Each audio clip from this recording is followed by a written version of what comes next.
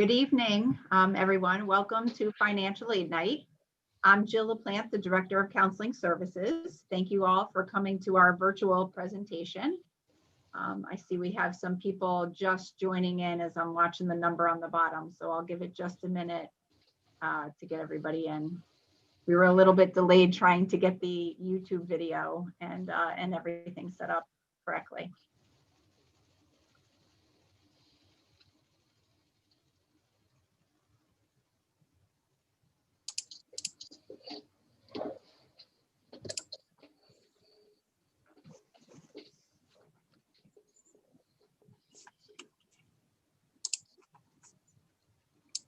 Okay, so again, welcome to Financial Aid Night. I'm Jill LaPlante, the Director of Counseling Services, and thank you all for coming. We're lucky tonight to have with us Colleen Mulrooney, who's our presenter for the evening. She's the Director of Student Financial Assistance at Sacred Heart University. She's going to provide an overview of financial aid, review terms and types of financial aid, and discuss some deadlines and the process for applying for financial aid. As I mentioned in the reminder that went out to all parents today, although tonight's presentation is geared toward parents of seniors, there are general aspects of tonight's presentation that are helpful for all parents to hear. After the presentation, we will have some time for some general questions, and we're going to use the Q&A on the bottom of your screen for you to ask any questions. I will moderate those questions at the end. Colleen and I will also work together to put together a frequently asked questions document and be able to address any general questions if we can't get to them all tonight. Just as a reminder, this presentation is being taped and we will stream it through YouTube, and I'll send the link out in the happenings for that. So without further ado, let me introduce and turn it over to Colleen. Thank you, Jill. My opening line is usually the fact that I jumped at the chance to do the Amity Financial Aid Night because of Katz's Deli and the Yarn Barn. So I not only look forward to getting back to those places, but doing this in person and seeing everybody in person again someday soon, hopefully. So I have been in financial aid for several years, and so I bring that knowledge in addition to the fact that I have three sons, and two of which have recently graduated and one is a sophomore in college. So I come at this from both standpoints. And I always admit that when my first son was going off to college and people would ask me how it's going and stuff, I cried. I understand it's a very intense emotional time where you want the best for your children, and there are, in most families, limited financial means. So I am here to tell you that it really does work out. There are ways of paying for it, and my family personally used many of them that we're going to be talking about in the slideshow. So hopefully this process will help you with understanding financial aid and the terms and so forth, and so it will help reduce the stress from that standpoint. When you understand something better, then hopefully there's a little bit more calm that is brought to the decision ahead of you all. So the topics that we're going to discuss tonight is we're going to review a lot of the lingo. Financial aid has a lot of lingo in it. We'll talk about what cost of attendance is, what estimated family contribution, the EFC, you'll hear that often. We'll talk a little bit about what the net price is and what financial need is. There are applications. The FAFSA is one of the applications that everybody, I'm sure, is going to be doing. There's another one called the CSS Profile, put out by College Board, and we'll talk about those aid applications, how to complete them, what the deadlines are.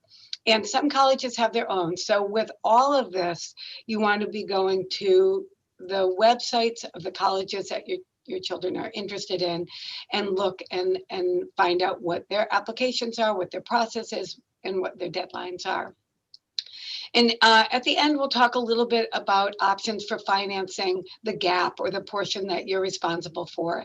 And again, we'll have questions at the end. Please use your chat feature to type in questions, and we'll answer those at the end. So what is financial aid? Financial aid really consists of whatever help you get to pay for college. Often people think of financial aid as just the free money, the scholarships and grants. And I spend a lot of time explaining that loans are also part of financial aid, that employment, work study is also part of financial aid. It's all part of what helps you pay for college. So the first half is called the gift aid, and that's the scholarships and grants. And that's free money that doesn't need to be paid back. Gift aid could be awarded for financial need on a need basis, or you could get gift aid scholarships for merit, for academic. You could get it for participation. You could get it for being part of the band or the performance group. And it could be also athletic. So, you know, there's a variety of ways that you could be getting scholarships, or your students could be getting scholarships and gift aid. Loans are considered self-help, and that is money that's borrowed. It needs to be paid back. Both the parents and the students could be borrowers. And the last is in self-help is the federal work study or employment. And this is a part-time job that the students, if you're eligible for it, it's a federal work study is a federal program. And so if you show financial need and your children are offered federal work study, I highly recommend that they take advantage of it. They could work in the areas where they are studying, try to connect with the biology department, or they could just do something fun like working in the like my son Alex worked in the dining hall and was sure to span his shifts so that they covered 2 meals, and he just loved that. And at one point he was working in the athletic dining hall, and the food was better according to him.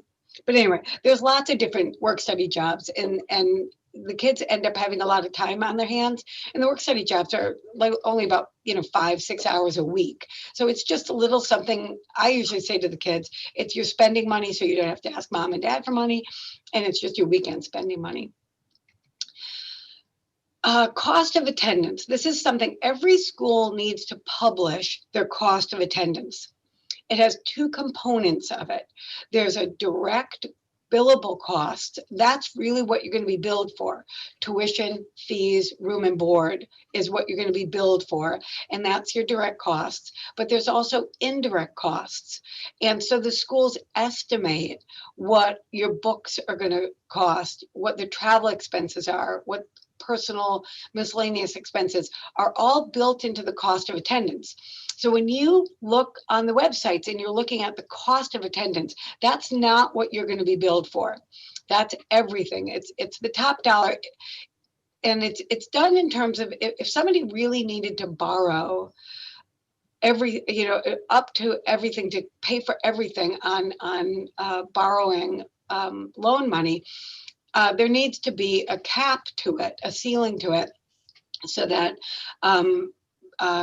every school publishes that cost of attendance, and that's the maximum of which you're allowed to borrow. And that should be enough to provide for your tuition, fees, room, board, and your books, your travel, your personal expenses to set up a room, and that's what the cost of attendance is. So it is a combination of the direct and indirect, and it varies widely among schools. So you have state schools and community colleges and private universities are all going to have very different cost of attendance. So to give you an idea, I just put together a couple examples of cost of attendance. And so kind of typical private school is going to be more expensive than your state school. And so here's an example. On the left is your private school, your tuition, fees, room and board. And then you have your, they list books and miscellaneous expenses, and every school lists it a little bit differently, but your total cost of attendance for this example private school was $61,355, as compared to the state school, tuition, fees, room and board, and then they have their indirect costs. And so the state school cost of attendance example here is $29,926. We're going to come back to this example in a few slides. And what I want to show you is, and people often say, apply to every school that your child is interested in, because you don't know what you're going to get in gift aid. And so there are times when the private school and the state school, once that gift aid and the award letter comes in, that they're really not that far apart. And that's why people say to apply to all schools, because you just don't know what they're going to offer you. And then you want to wait until the award letters come in and make a good financial decision. The net price is, every school actually has what's called a net price calculator on the websites. And these are, they get you a bit of a ballpark, but they're not perfect. Nothing really replaces getting the award letter. But the net price is, they would take the cost of attendance and they would subtract out the grants and scholarships to get what is then going to be considered the net price. Just be aware that it's starting with the cost of attendance. So that's, again, the billable and non-billable indirect costs added together are going to factor into that net price. And that's not necessarily what you're all going to pay, because the books and the travel and the miscellaneous, are vary widely. The expected family contribution. This, I'm sure you've heard, and everybody is going to be given a federal EFC once you do the FAFSA. It will take all the financial data and it sort of estimates what a family can reasonably be expected to contribute over time in a figure. So it's the federal government would explain it as it's a figure that demonstrates the financial strength of the family. Now, this stays the same regardless of what college you're going to. So the FMEFC is going to be the same at the community college, at the state school, and at the private school. It doesn't change. It's a federal formula. And there's two components. There's a parent and a student contribution side of it. The EFC is the measure of the capacity to absorb the educational cost over time. It's not a dollar for dollar expected income or asset. I could always think of my friend Alan, who was really upset and saying, like, his EFC was like 20,000. He said, yeah, I don't have 20,000 laying around. Like, how did they come up with 20,000? And again, it's looking at the family's strength over time to be able to absorb the cost. And it takes into consideration your income and your assets. A couple things that really weigh in are the number in college. So if a family only has one student in college, and then let's say the next year they have two in college, you'll see that EFC number drop when you have two in college. The number in the family, a family that just has an only child versus a family of 8, the EFC will be different. That's all factored into the calculations. So the parent contribution and the student contribution and the financial data from each are calculated and to produce what's called the FMEFC. This slide, as a financial aid professional, we always like to make note of, there is a bit of a philosophy behind financial aid, and it is that the students and the families have the primary responsibility for paying for college, and sacrifice is assumed. Oftentimes, we have very heated discussions with families who I've had people say to me that, you're standing between my daughter's dreams, or my son's, and really the family has the primary responsibility. Financial aid is an assessment not of the cash flow, but the evaluation of an individual family's economic strength, their ability to pay over time.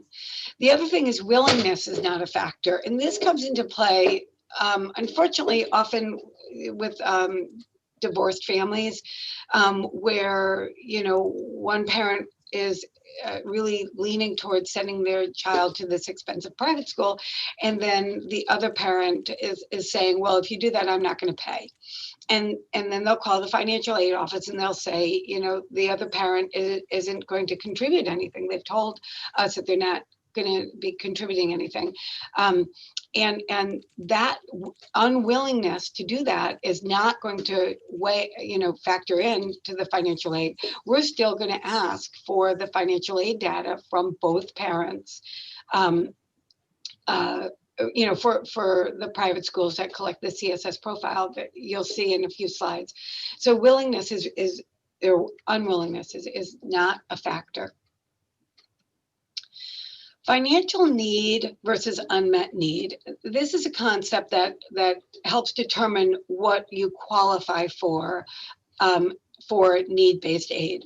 So you take that cost of attendance, and again, remember that is the bigger number, the direct cost and the indirect costs. And if you subtract out the estimated family contribution, which is that number that you'll get after you submit the FAFSA, you'll be provided with your individual EFC. So you subtract the EFC from the cost of attendance, and that shows financial need. That financial need is what will determine whether you qualify for need-based aid. That could be federal need-based aid, it could be institutional, the university or college need-based aid, and it could be your need-based aid with state grants. And so that calculation is really just used to determine your eligibility for need-based aid. The second equation down here, versus what really is the unmet financial need. This is more in terms of what you as a family are going to need to pay, your responsibility, your portion. If you start again with the cost of attendance, and this kind of varies, I would prefer starting with really the direct costs, starting with what you're really going to be billed for. But you could also start with cost of attendance, and then you're going to subtract out the financial aid award offer. And this would be the gift aid as well as the self-help aid if you're going to be using the loans. And then you subtract out what you've saved for college, what as family income you're going to be able to pay, let's say on a monthly basis in the monthly payment plan. And that difference then gives you the unmet financial need. This really is where you're going to compare schools and determine what's a good financial fit. Oftentimes, you get so focused on finding a good academic fit that you kind of forget, maybe some people forget to look at a good financial fit as well. I also usually say that until this time, we probably haven't sat down and talked to your children much about the family finances. And this really is a good time to have that kitchen table conversation where you sit down and you say, this is what we've saved for college. And this is, when we look at and compare colleges, we are going to need to look at a good financial fit for you as well. And it's a good teachable moment time for making good financial decisions. So if you are determined to have no need, you still, that's when the EFC is greater than the cost of attendance, and you're determined to have no need, the student will still be offered federal student loans as a result of completing the FAFSA. And it's an option whether you want to use those or not. And the parent can still borrow Parent Plus loan money. I guess you don't have to show need to borrow student or parent loan funds.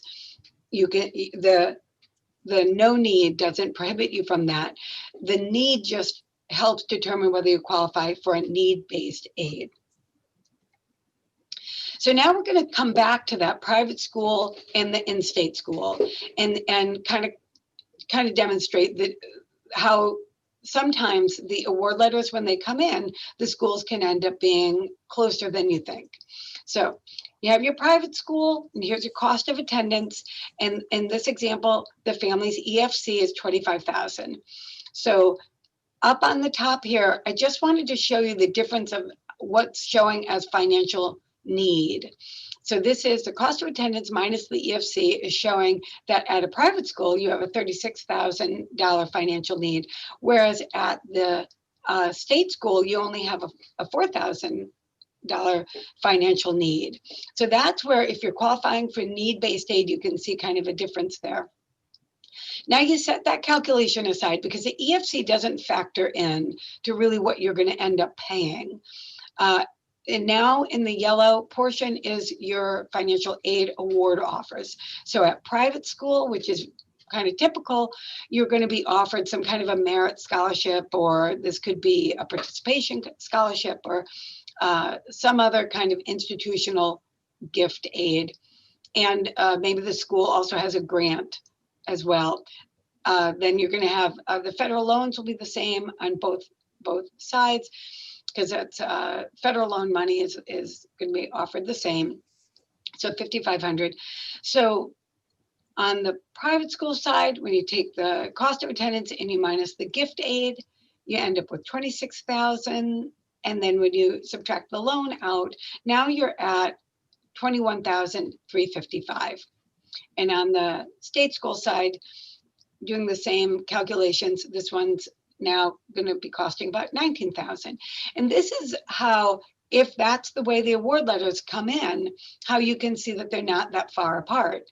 And, when I did this with my first son, we had, spreadsheets with each school, and there were some award letters that came in for private school, and they were still up in the 60,000s. Those are taken off the table right away, and then, when we were comparing, and it's a school he really wanted to go to, we would leave something like this more on the table compared to the in-state state school. Now we're going to shift and talk about the different forms. And as I mentioned before, you have the FAFSA, which is the federal free application for federal student aid. You would go to studentaid.gov. Notice the .gov. There was a .com that charged you and then just sent your information. But this is free. The first word in it is free. It's free. I'll show you what the screen looks like in a few slides so that you're sure you're on the right site. CSS profile is asked for or required by many private institutions. It's more in-depth, and it's going to ask more about assets and investments and when you bought your house, and it will look at home equity and things like that.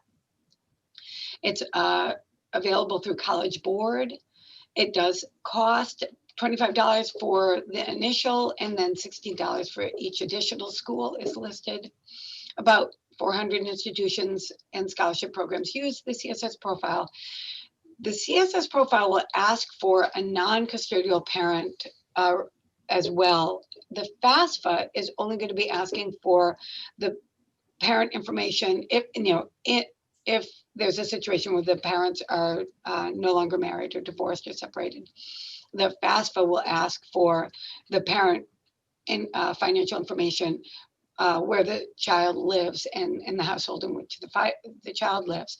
The CSS profile, if there's a divorce situation, there's going to be both parents' finances are going to be asked for and added together. Some institutions have their own applications, not many, but you certainly want to research that and research the deadlines. Some schools award on a rolling basis, so you don't want to miss out on financial aid. And so you want to get your aid applications in. You don't wait until you're accepted to do your aid applications. These are done as you're doing your application for admissions. Do your financial aid applications as well. This is what the FAFSA screen looks like when you sign on.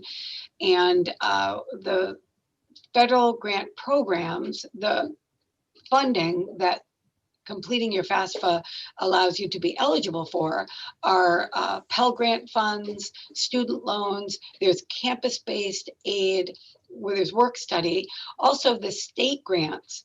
Each state grant program is going to use the FAFSA data. And school programs, some schools use the FAFSA, many schools use the FAFSA to award their institutional scholarships and grants for need-based aid determinations.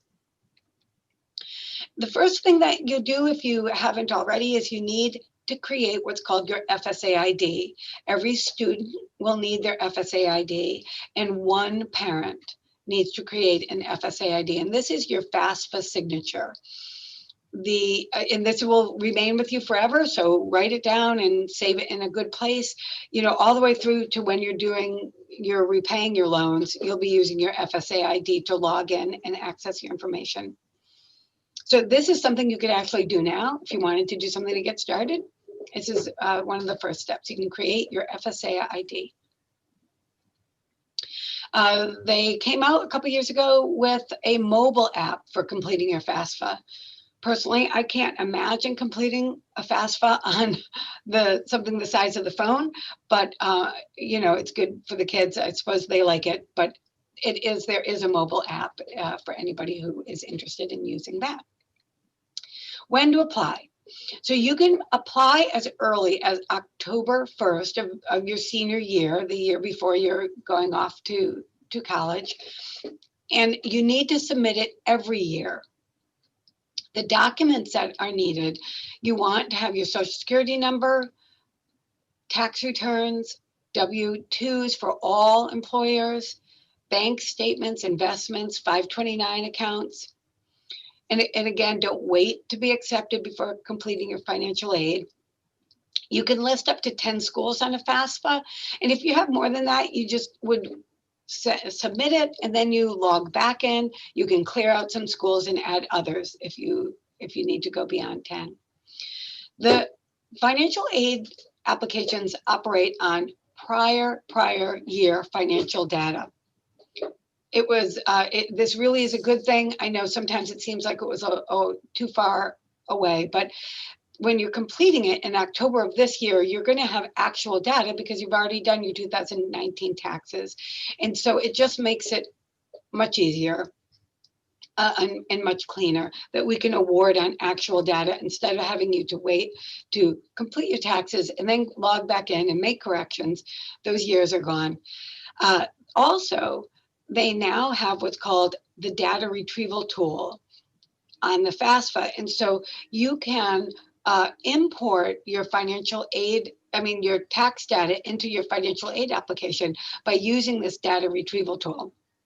And if you're presented with it, we highly recommend that you use the data retrieval tool. Using the data retrieval tool, it allows for fewer errors and much faster processing. When you bring the data in from the IRS, the schools get a code that we know that it was imported data.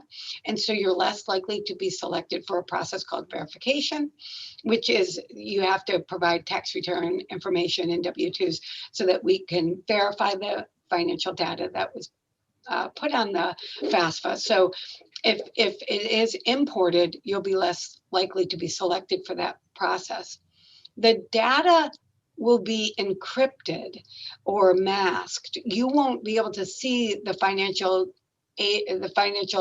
data that's brought over from the IRS, and it's for identity theft reasons. Know that we really do get it.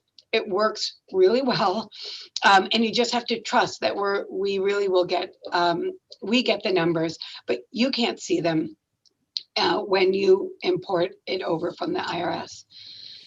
And so the other thing is it's managed by one of the credit agencies, and so they're gonna first authenticate you, and so they might be asking some unusual questions like streets you've lived on or credit cards you've had or who your mortgage is with, and that's done to authenticate that you really are you. Just know that that's normal and go ahead and answer those questions, and then they'll let you go through to the IRS to import the data. It is voluntary. But again, if you could use it, it really is the best way to bring the data over. Okay, this slide, I always add this. This doesn't pertain to everybody, but there are a few that I always feel this will be helpful for. So who is my parent when I fill out the FAFSA? Parent means your legal, biological, or adoptive parent or step parent, or the person that the state has determined to be your legal parent.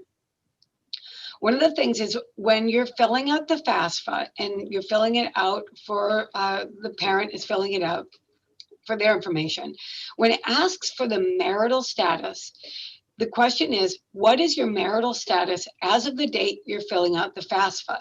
Are you married?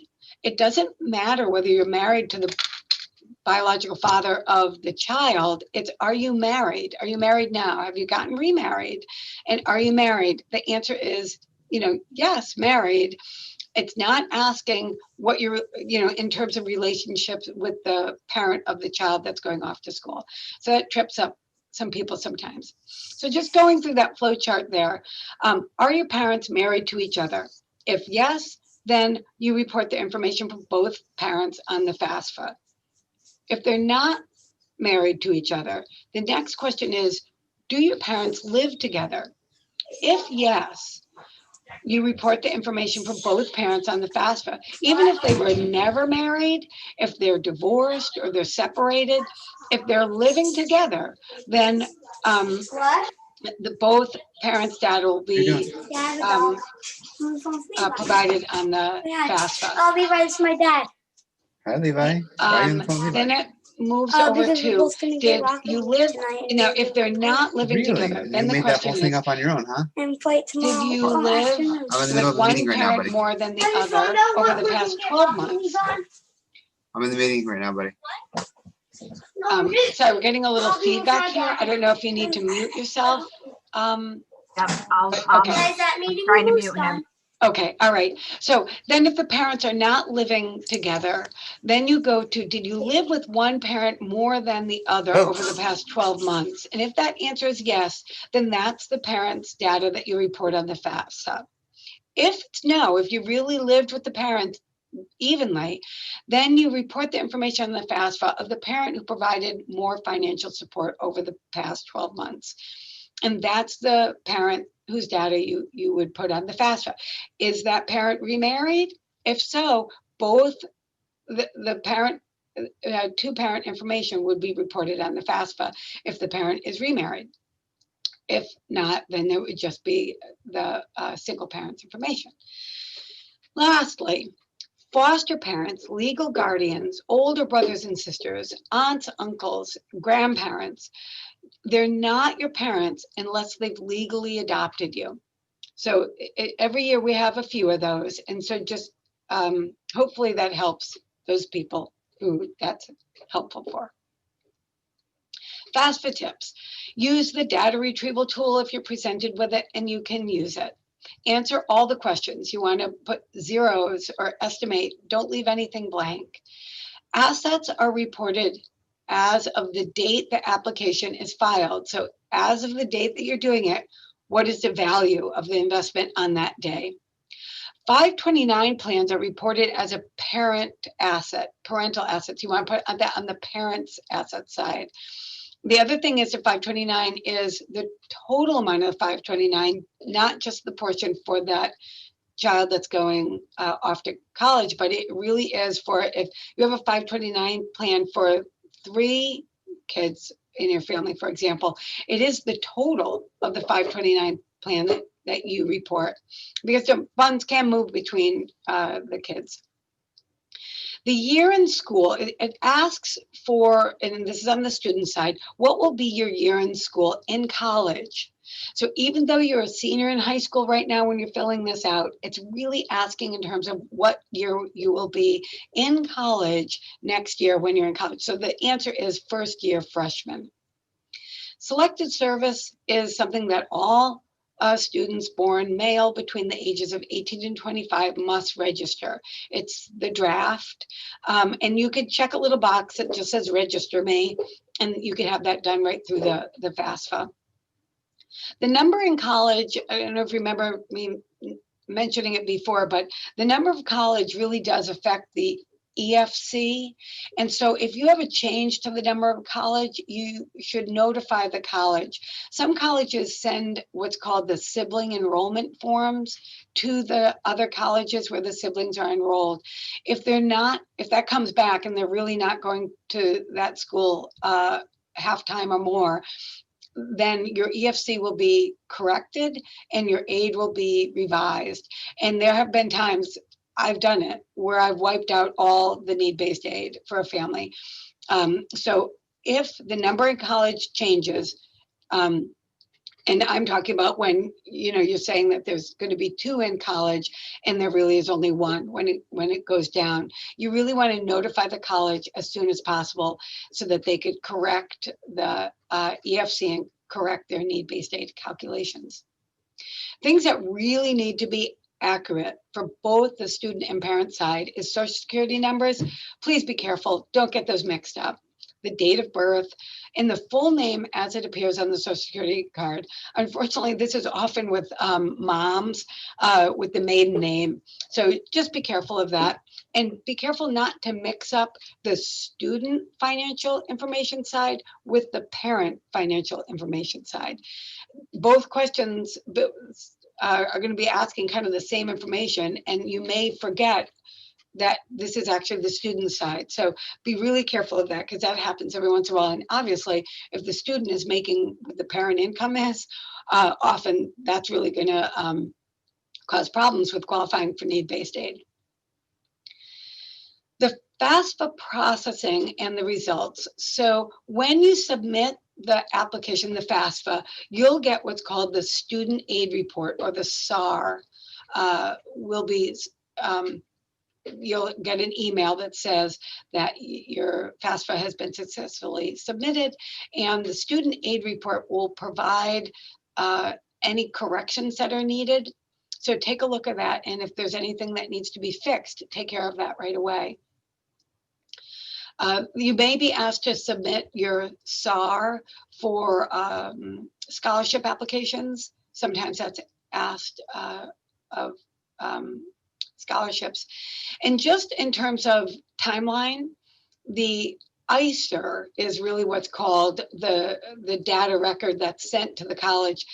That takes about 10 to 14 days after the FAFSA is submitted. So, you don't want to call like in 2-3 days and say, did you get it yet? Usually that's going to take a couple weeks. So give the schools time to pull the FAFSA data in.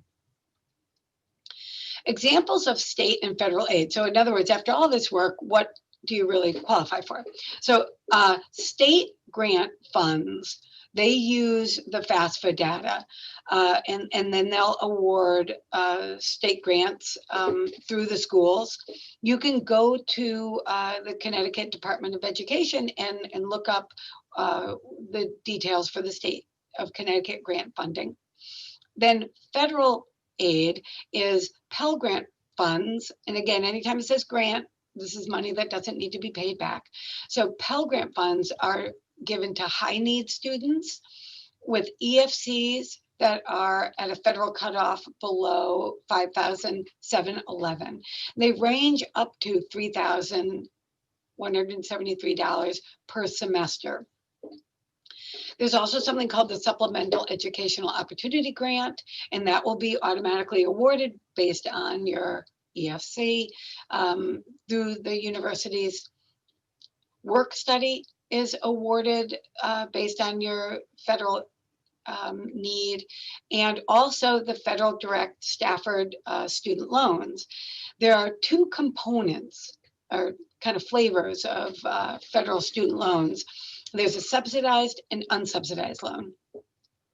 The subsidized loan is kind of like the better money if you don't need all of it, because interest doesn't accrue while you're in school.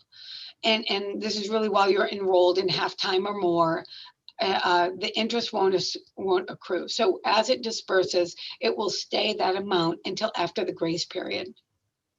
Unsubsidized loan funds, as it disperses, the interest will start to accrue just like any other loan. Currently, the federal direct student loans are 2.75% fixed rate. The federal loans charge an origination fee, so it's 1.059%. These are set every year, and they change. So you kind of need to wait and take a look and see what they are each year. And then everybody will be awarded by virtue of submitting a FAFSA. Every student is awarded $5,500 freshman year, $6,500 sophomore year, and $7,500 for junior and senior year. If you have financial need, there will be a component that will be, you can go up to $3,500 of that $5,500 will be awarded freshman year in subsidized loan funds, and the other $2,000 would be unsubsidized. And then sophomore year is $4,500 is the maximum subsidized, and $5,500 for junior and senior year. And you just have to show, have at least $5,500, or you have to have financial need to qualify for the subsidized loan portion. Now moving to the CSS profile, done through College Board. This is the one that's a little bit more in depth. It's more detailed about the assets and investment. It has a fee associated with it. It's sent a lot electronically to the colleges that you select. This one is customized by every school. So you won't see the resulting sort of EFC on the CSS profile, and it will vary between schools because they can go in and tweak how the calculations work. It's used to determine the institutional aid eligibility or the university grant or scholarship funding. And every school will have different deadlines. Be sure not to miss the deadlines. Be sure to see if they require it every year. Some schools will ask for this to be redone every year, and some just require it that freshman year. But I did work at a university where it was required every year, and it's that sophomore year where people kind of forget. And if you don't submit it by a certain deadline, then you didn't get the need-based aid from the university. And these were some of the most difficult conversations I've ever had.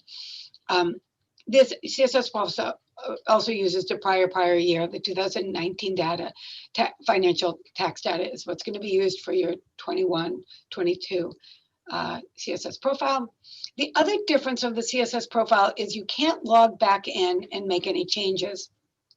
The FAFSA you can log back into a FAFSA and make corrections, but the CSS profile, you can't. You just need to contact the school and let them know if there are errors that need to be corrected. And then the schools will individually go in and manually correct it and recalculate the what's called the IM, or the institutional EFC.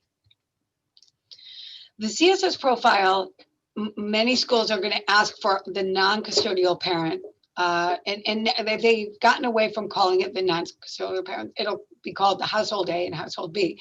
So if the custodial parent or household A puts their marital status as divorced or separated, it will automatically generate the need for a household B, or non-custodial parent. It's required by some colleges. for families who are divorced and separated. The non-custodial parent or household B will input all their financial data. And if they're remarried, it will be the total remarried, both parent and step-parent household financial data will be input. Sometimes the non-custodial parent, is not known, is not able to be contacted. The whereabouts are unknown.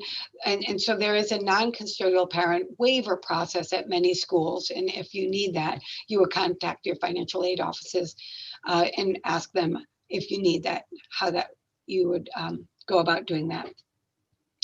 And then the household A and household B are added together for the total family IMEFC. Excuse me. So paying the gap, or what's left for your responsibility part.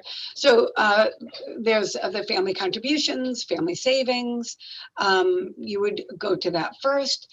And if still needed, then maybe you would go to the federal direct subsidized or unsubsidized loans. Again, if you don't need all of it, the subsidized loan money is better.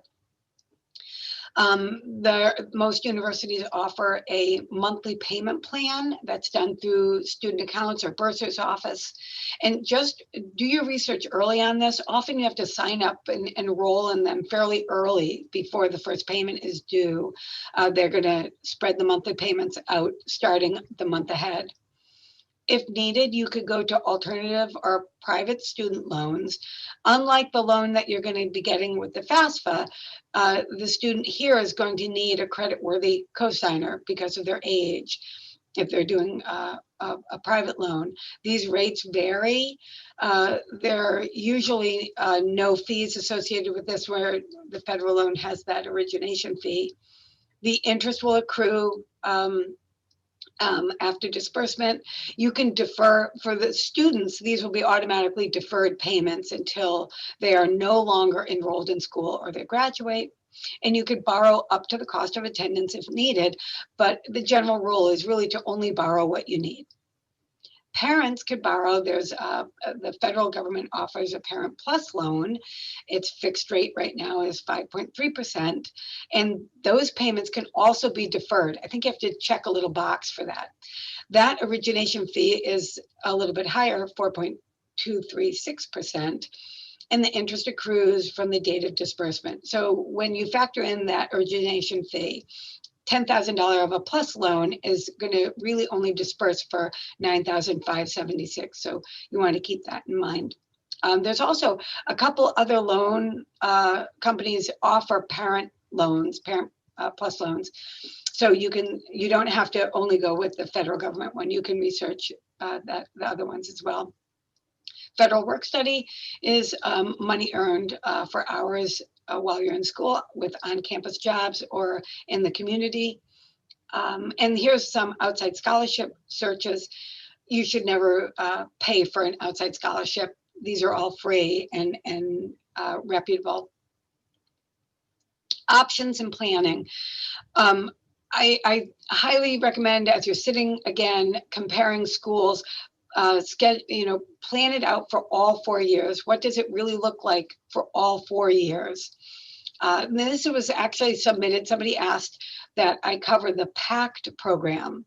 So the PACT program is it's new and it's funding for community college, and it's considered a last dollar funding, meaning that it covers the gap between the federal state grants you receive, which would be federal and state grants. So the Pell Grant free money and the Roberta Willis is what Connecticut calls its state grant. So it's free money minus the cost of attendance for attending the community college, the tuition and mandatory fees. So that difference, the PACT program, there's things that you need to do to be eligible for, but that program is to pay for it so that in essence, community college can be free.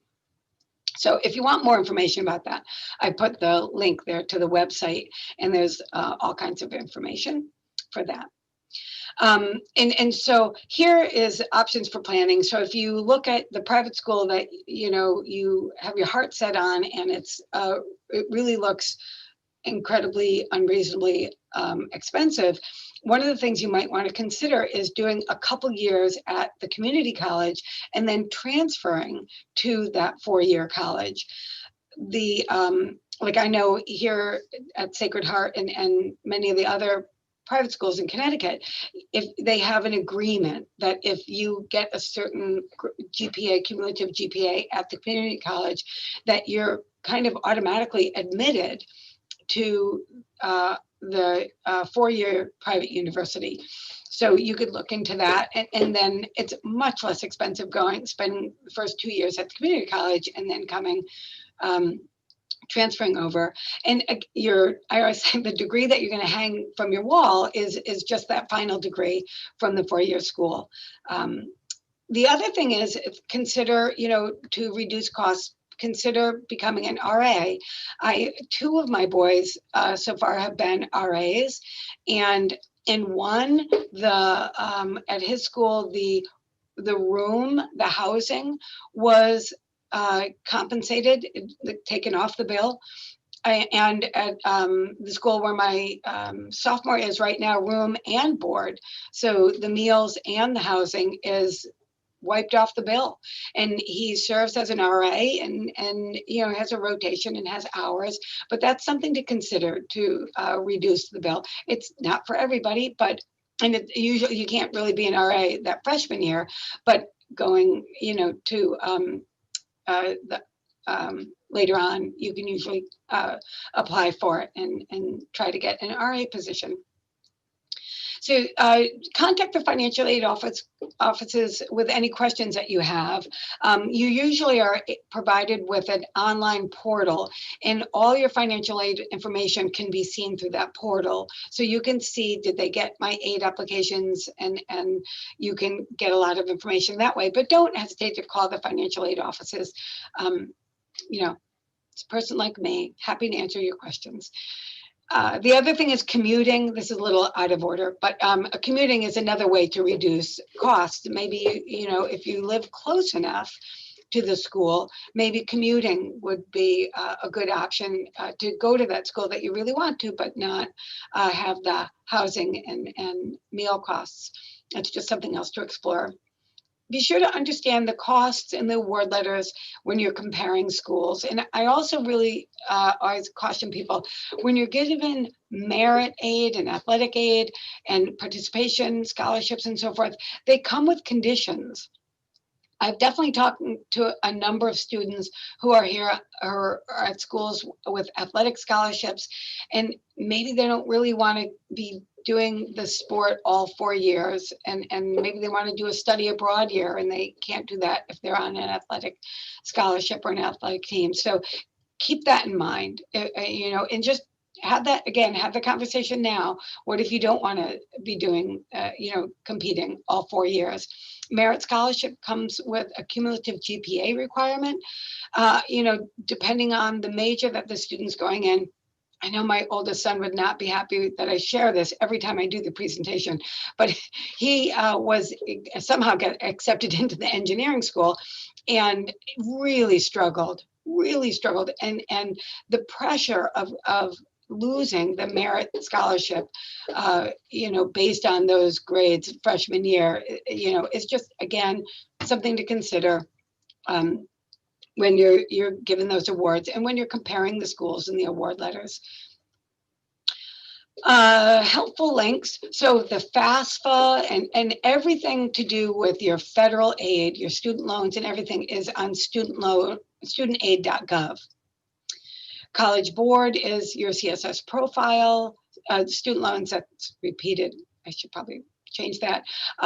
CHESLA is the Connecticut Higher Education State Loan Authority, and they have a student loan, and that's a good loan to check into if you need additional loan funding. Just something else to look at. Be sure to visit the financial aid pages of the colleges, all the colleges that you're applying to. And finaid.org is just another website that has very useful financial aid helpful information. Where to begin? You could always do your FSA ID as a first step. And again, the students need it. It's your electronic signature for your FAFSA and all things federal financial aid. And one parent needs an FSA ID. Starting October 1st, you can do the FAFSA, complete that and send that to the schools. You could always log back in and send it to other schools later down the road. Research all the schools that your child is interested in. You want to research what forms are needed, what deadlines. I remember with my kids, I had them doing the research for the admissions part of it and the deadlines and what applications are needed and so forth. And then I took the financial aid. It is overwhelming, but I did the financial aid and researched the deadlines and the applications and managed that process. I can't stress enough not to wait until the student is accepted to submit your financial aid applications. That should be done in tandem. Every school is different. They have very different deadlines and things. So be sure to be organized and don't delay getting your aid applications in. This last slide, people are always curious how America pays for college. This is old data. It's 2017 data, and it's in a national study that Sally Mae has been doing for a long time.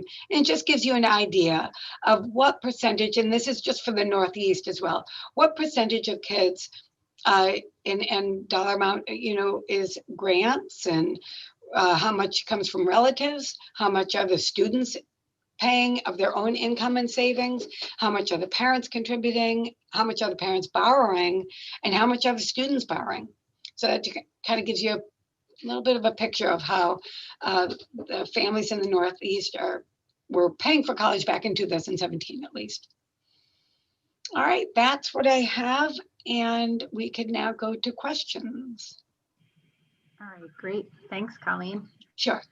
So I believe this one was answered, but this is a frequently asked question that does come up about divorced families and how EFC is measured with divorced families. So the FAFSA, if a family is divorced, the FAFSA is going to ask for the data of the parent in the household where the child is living. So there usually is a custodial parent, and the child spends most of their time living with the custodial parent. That's the data that's going to be provided on the FAFSA. And then you get the FAFSA EFC on that, and you're done. The FAFSA isn't asking for the non-custodial parent. The CSS profile is going to ask for both, but the FAFSA EFC is just going to ask for that one parent financial data. Okay, great. If the financial situation of a family changes, can you refile FAFSA at any time? So you can update the FAFSA, but keep in mind that the information on the FAFSA is tax data. It's 2019 tax data. Now, the tax data doesn't change. You've already filed that. So, but what possibly you're asking is, what if my current financial situation is very different than the 2019 tax data? And given today's climate, that's probably highly likely of many families. Then what you would be doing is an appeal, like we call it, and many universities call it, a special conditions appeal. And what you'd be doing is providing your current tax and financial data so that the individual universities could correct the data and do what's called a special conditions appeal, and then see if you qualify for need-based aid under what's called a professional judgment. But that's how you would do it. The FAFSA needs to be completed with your 2019 data as it was, but you can appeal for different special conditions, which is loss of income. I mean, there's a death of a parent, there's subsequent, like divorce subsequent to filling out the FAFSA, anything that really significantly contributed to a very different financial picture, you would then contact the school and ask them how you would go about doing that. Okay. The next question is about colleges giving need-based financial aid versus merit-based. Do certain colleges give need-based versus merit or vice versa? And how do you know? Most of the private schools are going to be giving both, I think, but you would really just need to look on the websites, and you can call the financial aid offices. Yep, and all the colleges, whether you're using Naviance to access them or going directly to the college websites, all have a financial aid tab or screen as part of them that will have much of this information. So certain colleges do give more merit-based aid, and that information is always available in the college profiles as well. Are retirement funds accounts taken into consideration when determining need? No. And when you come to that question on the FAFSA, it will say, you know, what's the total amount of savings in cash and so forth. And you can click on, there's a, you know, little tabs for more information, and it will say, don't include your retirement account. Interestingly enough, the age of the oldest parent is factored in, and because they kind of factor in how close you are toward retirement, but the retirement accounts are not included on the FAFSA. Where does one access the IRS DRT? As you go through the FAFSA, and when you start the financial, parent financial data and the student financial data, it'll present itself to you.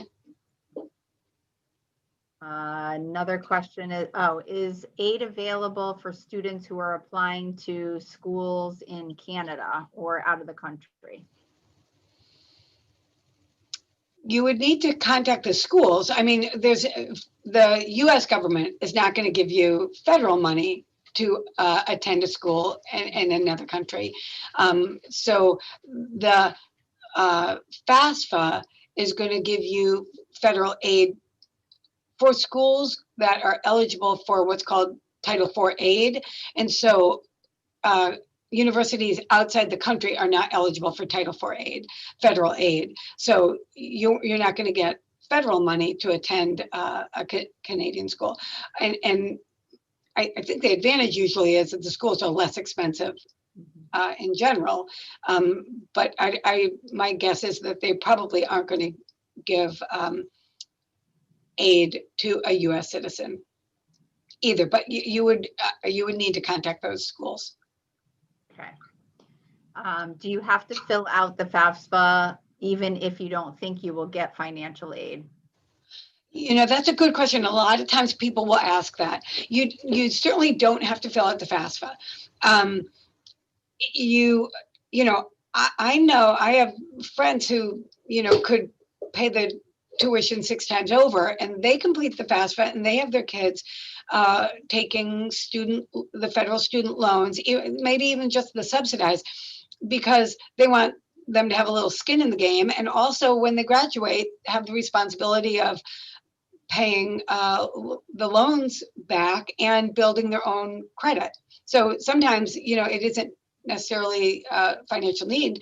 They'll be doing it for other reasons. The other thing is, if you have a financial situation that changes, like, for example, you lose a job, you can't appeal your financial aid if you never applied for it. So, you know, there have been situations where a family, you know, has lost a job, and they now want to qualify for some financial aid, but they never completed an aid application. They would really need to wait until the following year. You know, so that's just another reason why to complete it. But you definitely don't have to complete it. If you know, you're not going to be taking advantage of the student loans from the federal government, and you know, you pretty much know that you're not going to qualify for the need-based aid, you don't have to complete it. Okay. So a few people are asking about the slides, and we will share the PowerPoint presentation, put that up on the website, and I'll send the link in the happenings to that as well. A couple other really good questions in here that do come up often.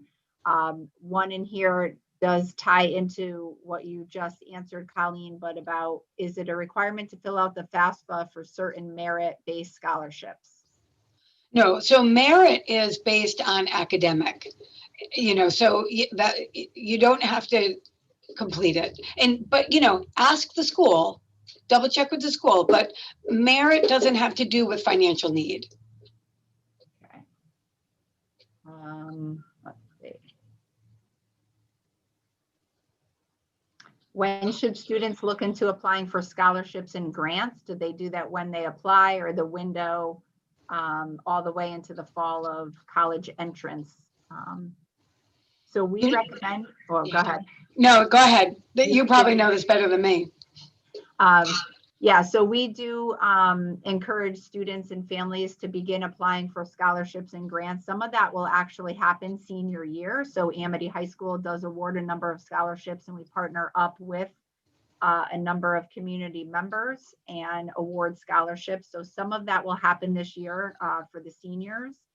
And then outside scholarships, some parents who work at jobs that offer scholarships, the application time is usually within the senior year for a student. Do you have anything to add to that? Yeah, I was just going to say the answer would probably be in the scholarship application itself. Yeah. But yeah. How does early decision and financial aid work? Does the student agree to attend before the financial aid package is received? Usually the school is going to work very hard to get an aid offer out to the early decision students. They go in waves. So, the early decision lists will be provided to financial aid, and they'll work really hard to get those award letters out. That's been my experience, but you certainly need to check with each school. But in general, they don't, early decision is early. Sometimes what they say is the only way you can get out of that early decision is if the financial aid award doesn't really cover what you need. So that it's a way of kind of being able to back out of an early decision. So maybe that award letter isn't always offered at every school. So that was a bad answer, but. Yeah, usually it does. Usually they do come with the decisions, if not soon after, but before the time where you have to actually make the commitment, because in early decision, really the only way to get out of that binding agreement is based on financial aid. So we really encourage at that point for parents to contact, or students to contact, the financial aid offices if the finances are an issue. Sometimes these things are negotiable, and depending on the school, you may be able to get more money to be able to afford the school in some cases. Let's see. I think you mentioned this in there about 529 accounts set up in the grandparents' name. Are those part of consideration?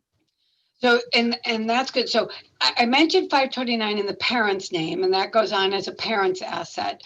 But the 529 in the grandparent's name, that's not going to show up on the aid apps. But when the grandparent makes the contribution, that next year it shows up as like gift in kind on the student's side. There's a place where that goes on the FAFSA, and so that's where it's going to show up, that it was a gift contribution, sort of, the following year.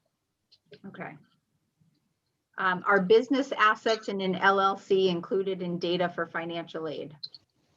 This is, yeah, and so when you do the CSS profile, that's part of the CSS profile is much more in depth, and it will ask you for all kinds of information about your business. And then you may have to provide your business tax returns. Okay. Somebody had asked about detailed financial data about specific schools. So I did mention to look on the websites and or call the financial aid offices. You'll be able to get median aid, and all of that information is released by the schools. Many of the schools have something called fast facts. If you look on their main websites, and they will tell you the percentage of students who receive financial aid, what the average price of that aid is, and that might be able to help you make decisions. A couple of these other questions in here really are a little bit more specific about if a student has no parents and the legal guardian has passed away, do they state as an independent? Contact the school that you're applying to, they'll tell you how to, contact the school. Both parents are retiring in the summer of sophomore year. I'm not sure if that's sophomore year in high school or sophomore year in college. And do we wait until after retirement for applying for financial aid? Well, you can. Wait too I long. mean, you could, remember it's prior year. So if, you're, so no, that's, you're going to apply every year if you want to be considered, you want to see your eligibility for the federal or financial aid. So apply every year. And after you retire, you can try to do a special conditions appeal that you're no longer working. But the school has the option whether to honor that or not. That's, it may still stay as prior year income. Okay. Just a couple more here. If there's two kids going to college, do you need to tell how much you are paying for the first child, or is the EFC divided by 2?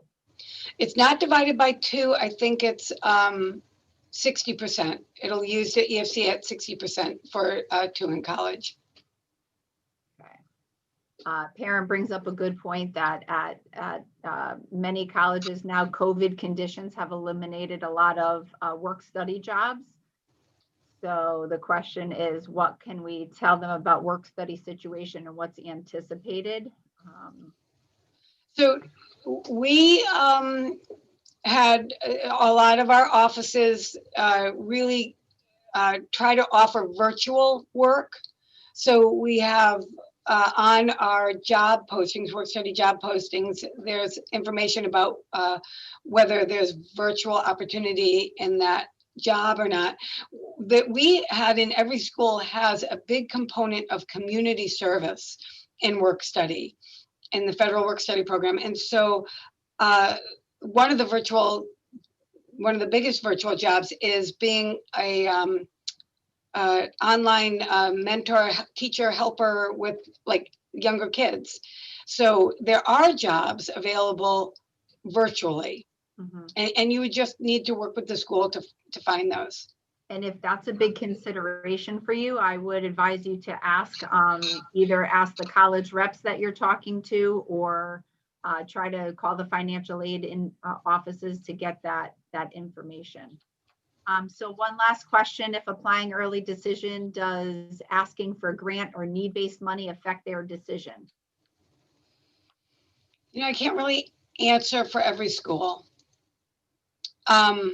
For some schools, it does. If they are not need blind, then that is a consideration, and whether or not a student can be accepted. So that's a good question to ask, or to find out for the schools in general. Are they need blind? Good. All right, so we will, work through some of these other questions in here, and/or put together a frequently asked questions about financial aid that we'll post with this presentation up on our website. So Colleen, thank you always. I'm sorry we couldn't get you some cats and a yarn barn, but as soon as cats is back up and running, maybe we can deliver a sandwich to you. Thank you. So thank you very much for coming and presenting. We hope this information was helpful.